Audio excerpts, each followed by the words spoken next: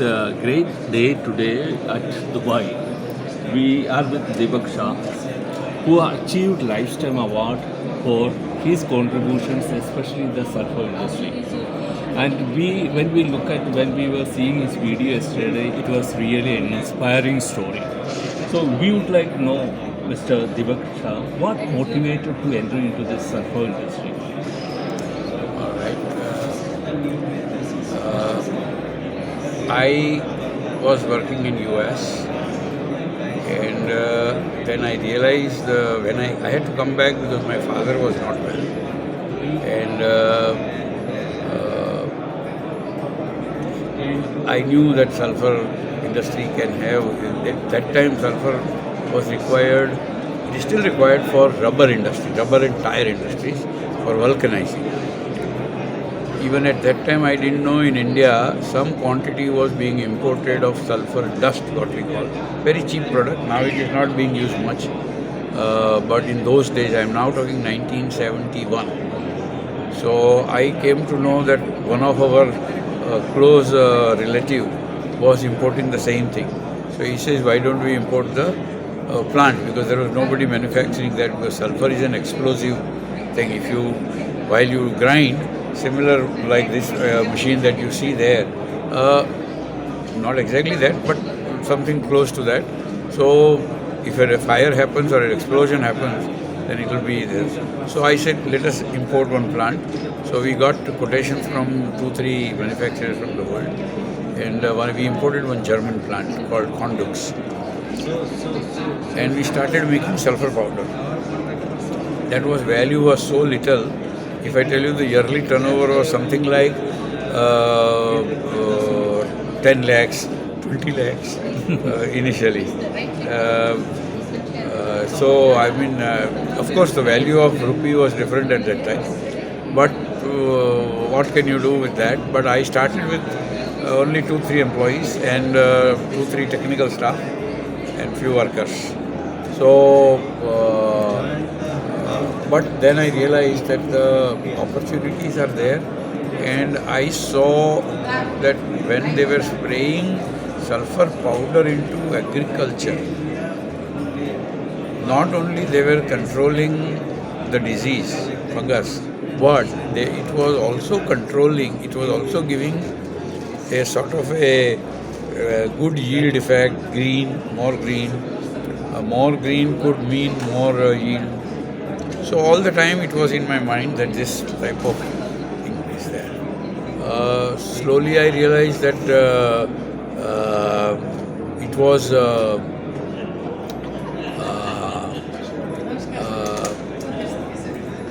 particles were very rough. We should not waste dust. It was going everywhere. This is not good. In those days, pollution concept was not there, but it should not go there. It would burn the eyes. So I decided that we should go for wettable powder. So we were the first one to put up a jet mill in 1977, I think. First time in India for agrochemical. A jet mill which will grind particles to 5 to 10 microns. We self-designed it because the imports were very difficult. And slowly then I realized there is a lot of other agrochemicals that are going, and why can't our product go along with it? Because the dealers were asking also, why don't you make in those days products like DDT and Malathion and all that. So we started making those products, started putting plants for that, kept expanding. Fortunately, some expansion is always going on in our company. All the time. And in 1982, I believe, or 82, a dealer from Sholapur district, Parsi is the name of the town, he came to me and he showed me one small sample of brown colored sulfur, and he put it in water and it was fully dispersed. Means it will mix on its own. You don't have to almost stir. I said, this is magic sort of in those days. And I said, sulfur, how can it be brown? It should be yellow. Anyway, He said it is sulfur. I got it tested later on, and I realized that it is sulfur. And then I started doing research how it is made. This was made by Sandoz. In those days, Sandoz, which has now become Syngenta, first time in the world. Okay. And it was a new discovery in Europe. But I realized that they were making from molten sulfur. India didn't have molten sulfur. There was no way we can bring molten sulfur. And so I decided that, okay, I'll have to change the process. And we worked on it. Around 88, we started making some similar product like the Sandoz product. And in 92, we put up our own plant. From 94 onwards, we have been exporting this product to many parts of the country. Especially, we started with Asia, like Thailand and so on. And slowly, we went to almost 70, 80 countries now, more than 80 countries where we are selling this product under the same brand name. The brand name Kosave is in India, it is also in US, it is also in Europe, it is also in Brazil. That means everywhere same brand name, like Coca-Cola is Coca-Cola, same type of bottle, the same thing. Packaging we have to slightly change because of the local regulatory rules. Yeah, and the taste of the area. Yeah, sometimes like Egypt will say, I want green color. You have to sometimes accept them, what they say. And so we did that. And after that, we realized that this is a technology that can be slowly taken to other products with little amendments in the formulation, amendment in the process, change in process. But I said this is a great thing to work. So similarly, we made something close to about 30 different type of pesticides, agrochemicals into these type of WDGs. We were the first one to register WDG in India, and when I told the authority, Central Insecticide Board, that the plant protection advisor, Dr. Rajak, that we have got this technology, he says, I have not heard of it. He said, you must explain. So he called 75 industrialists, 75 people from his department, and we had almost a day-long meeting where we explained them what technology it is, and everybody was very happy to listen. One of the ex-Syngenta men, his name is Mr. Majumdar. He's still in Calcutta. He's old, I'm sure he's 83, 84 years old today. He spoke and he said, I am really surprised that this type of product is brought by an Indian company. This should have been brought by a multinational company. And he says, I am very happy, very proud that somebody can do this. After that, we started developing various other formulations of suspo, emulsions, suspension concentrates, micro emulsions, micro encapsulations, and even recently we introduced dry caps. Of course, people always talk that I am a WDG man. Yes, WDG to start with, but many other advanced formulations, names of which Indian companies have not heard of. So all the new products that come in are brought by us. Like recently, India registered sulfur with tebuconazole 2-3 years ago. We were making sulfur with tebuconazole for last 18 years, exporting to Europe and US after registering it. Okay. Even tebuconazole we have registered in Europe. No Indian company would possibly do it. Bayer always had it, and Bayer can do it. It's a multinational. They are based in Europe. But so such things we have tried to venture. A lot of money we have invested. People consider it's it's a formulation. It is not a formulation. Our plants are more costly than technical plants. There are two plants where we have invested almost 100 crores each in the plants. Now, if I say I am a formulator, who will invest 200 crores in a formulation? But such are the investments that we have done. And we are continuously working on new technologies. We have almost 375 patents. All our products are patented not only in India. We first patented in US, China and Japan. It speaks of your quality. It speaks of the quality of the patent also. Okay, because people file some combination patent and they say I've got a patent. Yes, they've got a patent, but what value addition it's doing? Like yesterday I said about the toothbrush, it adds maybe 1% value. But fellow who invented the toothbrush added 100% value at that time because there was no toothbrush.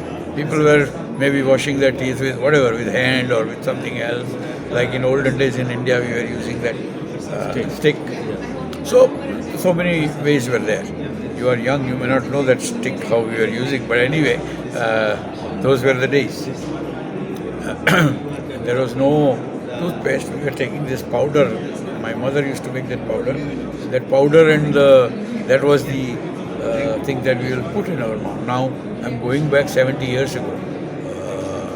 So that's anyway. So point is, yesterday also in my speech I said, everybody must do some R&D.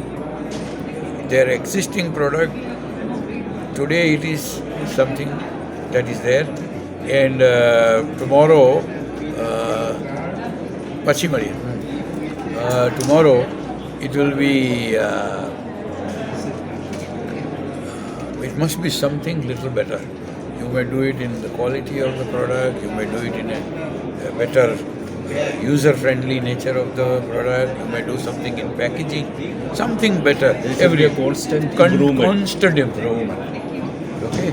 So if you have that eye, that you may see a pack of maybe some food product and you are not doing in your product, maybe the same principle you can apply there.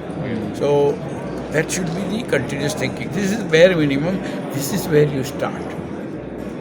Okay, this is where you start. Then your own brain, your own staff will become innovative also. They will. But today they don't think that they will have to do it in a different way. Now,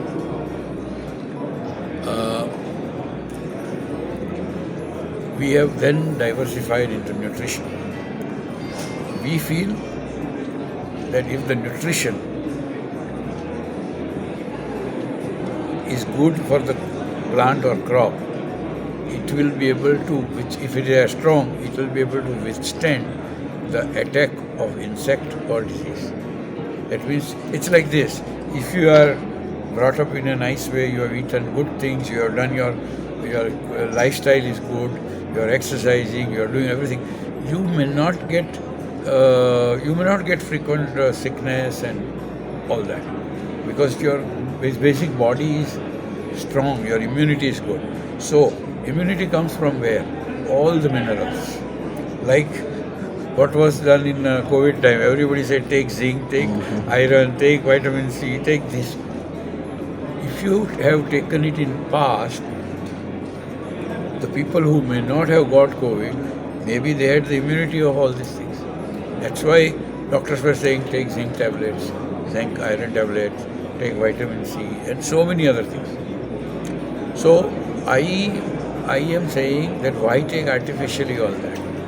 I am able to give an organic solution of all this into the soil, where your crop yield will increase, the quality of crop will increase, and all the minerals will be almost from 50% up to 100% up than what they are existing available will be there in the crop. Recently we launched one product called TechnoZ, where the boards were there. If you see the one product, the TechnoZ product, where we are using 1/3 to 1/6 of the zinc, and with that less dose, I am giving better yield and more zinc into the rice. So almost in rice the zinc is double. Now you imagine 1/6 of the zinc, and I still give more zinc into the. The idea was when I saw in Punjab many years ago, about I would say 15, 20 years ago, people were throwing zinc sulfate 7, 8, 10 kilos per acre. And I said, this is water soluble. How can you put it in water? Because it will be in the water, not in the root zone. The nutrient is required in the root zone.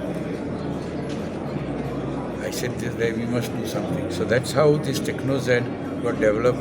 We made it a very slow release with nanotypes of particles, and the effect remains of zinc and sulfur for 60 days. While in zinc sulfate, what happens, it is water soluble. With water going away, it will go away with the water. And it will not go away. Where this water will go, it will go into your river and pond and all that. Zinc is not good for the health eating like that. It has to be in a zinc sulfate form. It has to get converted. So what we have done in our product, it is not in zinc sulfate form to start with, but slowly it gets converted every day. Some quantity gets converted into zinc sulfate, which the plant keeps eating. So plant gets food every day, little, like small baby to when they grow up. Small, little food every. But they keep getting regular, continuously. These are so many inventions like this that we have done. Recently we have got a product where sulfur, zinc and insecticide is also there. Because farmer has to go 3 times into the field to put, zinc has to be put first, sulfur has to be put after 10 days, 15 days, and the insecticide for stem borer and leaf roller has to be put after 25 days. Now how can farmer go 3 times? So what we did, made the product in such a way, when you put zinc, zinc is available immediately. Of course slow release. Sulfur is will not be available for first 5-7 days, then it will be available. And the pest insecticide, which is required after 25 days, will start acting only after 25 days. Oh, great.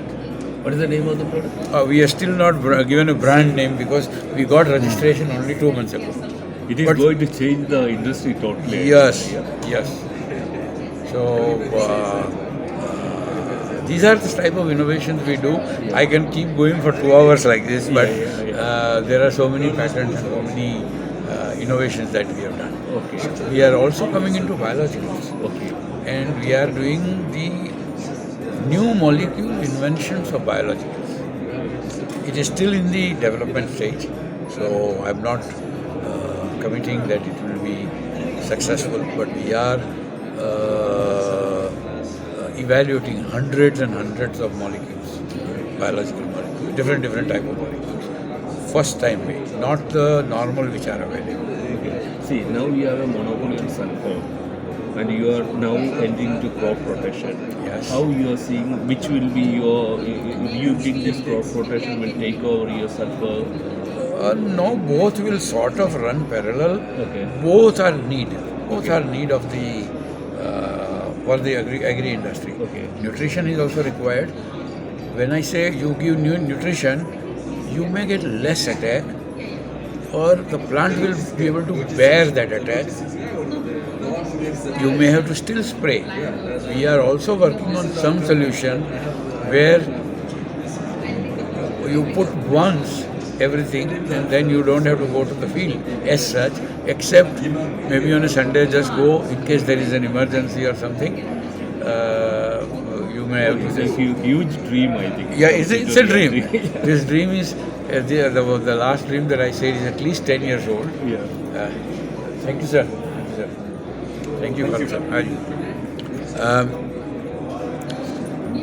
This dream is 10 years old. We are working on it. We are still working on it. Yeah. And let us hope that something will come. It's something like if you buy a Toyota car and forget about lifetime. Yes. The same way. You just plant your seed, then invest this, forget about it. Yeah, almost forget about it. I will not say that when you say forget about it, don't even go to your No, field. but it's a whether- feeling that Yeah. the farmer can feel about. Yeah. Okay, I am comfortable now. I Yeah. need not bother, worry about Yeah, anything. yeah, It will take care of Yeah, itself. it will take care of itself. Only but you have there to give is your love and affection to that. yes, like, that is one. Sometime the weather is bad or something, some attack from some another place comes and a huge attack comes. You may get some Natural. insect attack or some disease. At that time, you may have to get some pesticides and spray. Okay. But it should not happen. I mean, what is happening today? Every week they have to spray. That type of thing will not happen. See, I would like to know your revenue pattern. You get to what percentage of revenue from India and what from the export? Okay, our 54% of the revenue is from exports Yeah. and 46% is India. Okay. And which one you feel to grow? Oh, the exports should grow the way our registrations are likely to come. And I would say not only for me, if you look at a 5 to 10 year range, many companies will be earning 70% from exports and 30% from domestic. Yeah. Which are the countries you are focused? Oh, okay. We are focused in US, Europe. To some extent, we were focused now, but to register new products in Europe it has become a challenge. So we will be registering some biologicals in Europe. And Brazil. We are also doing very well in some other countries like Argentina and a little bit Bolivia, a little bit Russia. Brazil is a huge market. Brazil is a very huge market. We And do, it's a recipe. yeah, we must be doing about more than 300 crores in Brazil now. Oh, great. That's good. And I think many Indian companies are entering into Brazil. Yes, everybody knows that that's a big market. It's a market of the whole Latin America is a market of 14 billion. Okay. So, except payment is a problem there, but otherwise it's a very good because it's a credit market. And credits are very very low. Okay. So you can't monitor a customer and how much give you. Suppose he's going to pay you after 9 months, 270 days is the minimum credit. Within 9 months, he will take so much material, the liability becomes very huge. So huge. So there is a big Risk. Risk.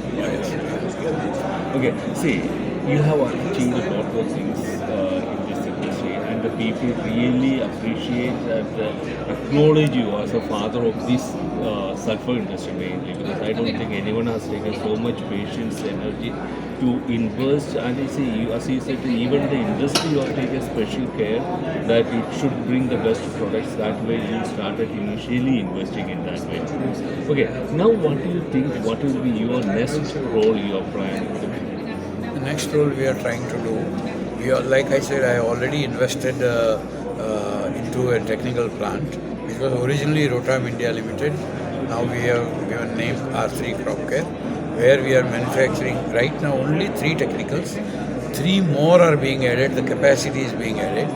But that particular manufacturing site has only 20,000 square meter land. So there is a limit to expand. So we have now taken land in Saika, and where we will be manufacturing various other new future technicals, number 1. We have also taken a site for biologicals. In case biologicals we are successful in doing our own molecule and screening them, and we'll try to register that site for biological is also decided because it requires a special site. It cannot be in a industrial estate area. Where a lot of other industries are there. There is a like you go to chemical industrial area. There is you can sometimes smell little chlorine also. Though it should not, but these are part of the industrial hazards. So, but these biologicals cannot take all these things. The whole thing requires a different type of atmosphere. Like there is no industry nearby. At least in few kilometers, if not more. So that is how we are going to manufacture. So you have seen a huge market, especially in the West Europe, on biological. So your next big bet will be on biological side. Yes, I will be bet on biologicals.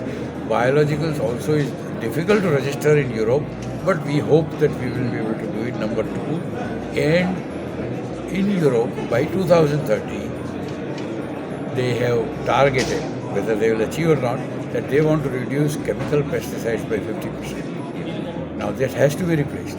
Yeah. So the option is only biology. Only biological. So it was fantastic talking to Deepak Shah. We understand why you were the the man of the day yesterday. Thank you for being with us. We look forward for your vast experience for the huge agri industry to benefit in coming years. Thank you. Thank you.